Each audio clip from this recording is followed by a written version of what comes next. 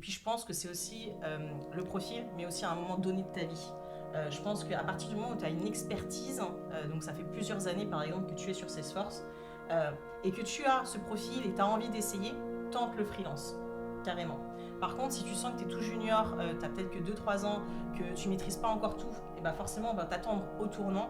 Et comme tu le dis très bien, on a vu effectivement beaucoup de candidats qui sont passés freelance, qui avaient peut-être que 2-3 ans d'expérience, mais qui n'avaient pas le bagage assez pour pouvoir se lancer entièrement, et qui du coup ont eu des difficultés par la suite.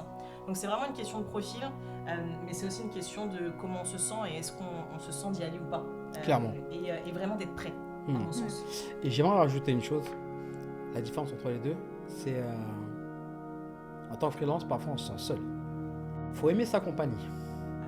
Ah oui. Faut bien s'aimer un peu, d'accord?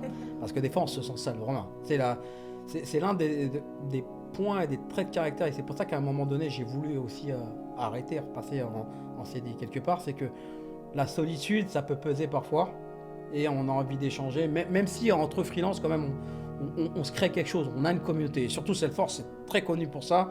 On se connaît tous et on se croise dans des projets et c'est cool. Mais effectivement, on n'a pas le sens de l'appartenance.